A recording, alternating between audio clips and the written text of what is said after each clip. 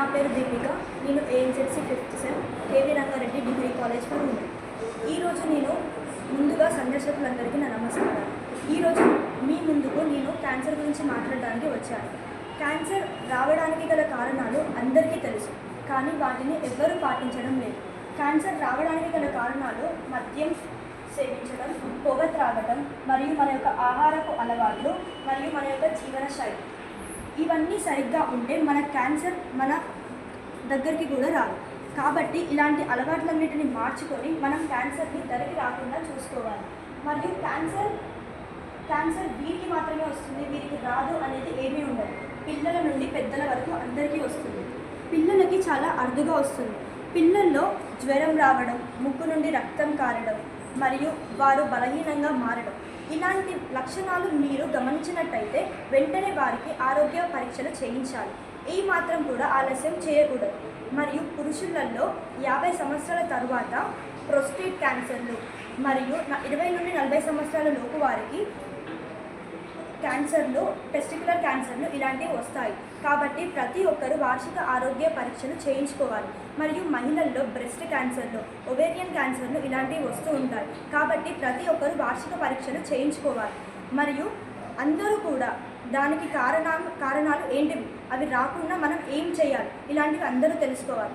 ముందుగా క్యాన్సర్ వస్తే ఏం చికిత్స పొందాలి అని తెలుసుకోవడం కంటే అది మన దరికి రాకుండా ఎలా ఉండాలి అని జాగ్రత్త పడడం మన యొక్క బాధ్యత. మరియు క్యాన్సర్ 4 దశలలో ఉంటుంది. మొదటి దశలో, 2వ దశలో మీరు దానిని గుర్తించగలిగితే దానికి చికిత్స పొందవచ్చు. కొంచెమైనా మన చేతుల్లో ఉంటుంది చికిత్సకు. కానీ 3వ దశకు, 4వ దశకు వచ్చినట్లయితే అది మన చేతుల్లో ఉండదు. మన శరీరాన్ని మొత్తం అది క్షీణిస్తుంది.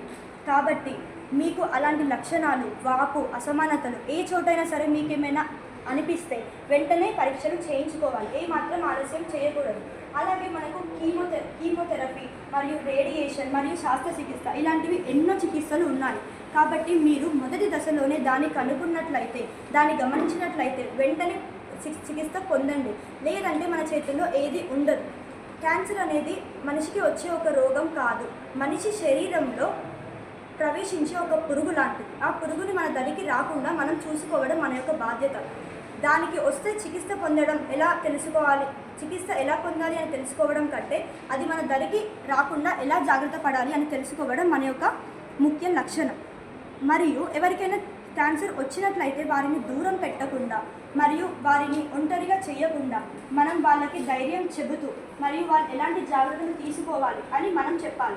క్యాన్సర్ వచ్చినప్పుడు మానసికంగా సగము మరియు మన శారీరకంగా సగము నయం చేయగలుగుతాం. కాబట్టి మనం వాళ్ళకి మానసిక ధైర్యం ఇచ్చినట్లయితే మనం వాళ్ళకి పోరాడడానికి ఇంకా ధైర్యాన్ని ఇచ్చినట్టు అవుతుంది. ఇప్పుడు మనం తెలుసుకున్నది అసలు క్యాన్సర్ రావడానికి కారణం ముఖ్యంగా అదంతా మన చేతుల్లోనే ఉంటుంది. మన అలవాట్లను సరిగ్గా చేసుకుంటూ ఉంటే మన క్యాన్సర్ దరికి రాదు. కాబట్టి మీ అలవాట్లను సరిగ్గా ఉంచుకుంటూ మరియు మీ యొక్క జీవన శైలిని సరిగ్గా ఉంచుకున్నట్లయితే క్యాన్సర్ దరికి రాదు. ఒకవేళ వచ్చినట్లయితే మీకేమైనా కనిపిస్తే లక్షణాలు అలాంటివి ఎమ్మటే చికిత్స పొందండి. దాన్ని ఏమాత్రం ఆలస్యం చేయకండి. అది మీకే కాదు, మీ కుటుంబ సభ్యులందరికీ కూడా ప్రమాదం.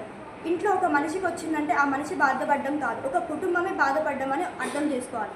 కాబట్టి మంచి అలవాట్లను అలవర్చుకొని అలాగే మీకు అలాంటి లక్షణాలు కనిపిస్తే వెంటనే చికిత్స పొందుకొని దానికి తగ్గ చికిత్స పొందాలి అని కోరుకుంటున్నాను.